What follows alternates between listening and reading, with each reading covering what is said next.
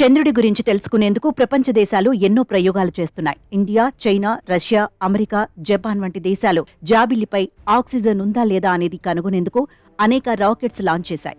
ఈ ప్రయోగాల ద్వారా ఎంతో కొంత విషయాన్ని తెలుసుకున్నాయి. అయితే ఎంత తెలుసుకున్నా చంద్రుడి గురించి మనకు తెలిసింది ఆవగింజంత మాత్రమే అని తేలిపోయింది. జాబిల్లికి సంబంధించి ఆసక్తికరమైన సవాలుతో కూడిన విషయం తాజాగా వెలుగులోకి వచ్చింది. అదేమిటంటే మన చందమామ బక్కచిక్కిపోతోంది. అంతర్భాగంలో శీతలీకరణ ప్రక్రియ ఫలితంగా జాబిల్లి కుంచుకుపోతున్నట్టు తేలింది. ఈ క్రమంలో ఏర్పడే సంకోచాలతో ఎండిన ద్రాక్ష పండుపై వచ్చినట్లే చంద్రుడి ఉపరితలంపైన ముడతలు పడుతున్నాయి.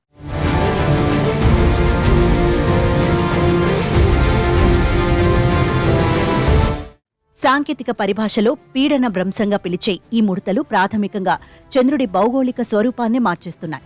గత కొన్ని లక్షల సంవత్సరాల కాలంలో చందమామ దాదాపు 150 అడుగుల మేర చిక్కిపోయాడని తాజా అధ్యయనంలో వెల్లడైంది. లోపలి పొరలు చల్లబడుతున్న కొద్దీ పెళుసుగా ఉన్న చంద్రుడి ఉపరితలంపై పగుళ్లు, గుట్టలు, లోయలు వంటివి ఏర్పడుతున్నాయి. కొన్ని పదుల మీటర్లు ఎత్తున ఉండే ఈ గుట్టలు చంద్రుడి మారుతున్న స్వరూపానికి నిదర్శనం. జాబిల్లి ఉపరితలం భౌగోళికంగా నిద్రాణ స్థితిలో ఉంటుందని ఇప్పటి వరకు ఉన్న భావనలకు ఇది పూర్తి విరుద్ధంగా ఉండటంతో పాటు భవిష్యత్తులో చంద్రుడిపై చేపట్టే అన్వేషణలకు సంబంధించి ఆందోళన రేకెత్తించే అంశంగా మారింది.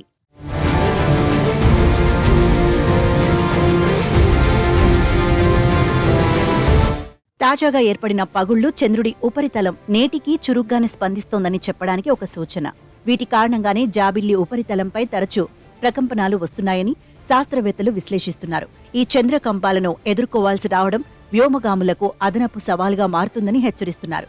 చంద్రుడి క్రియాశీల స్వభావానికి విరుద్ధంగా దాని డైనమిక్ స్వభావాన్ని గుర్తించాల్సిన అవసరాన్ని ఈ పరిశోధనలకు నేతృత్వం వహించిన థామస్ ఆర్ వాటర్స్ తెలిపారు.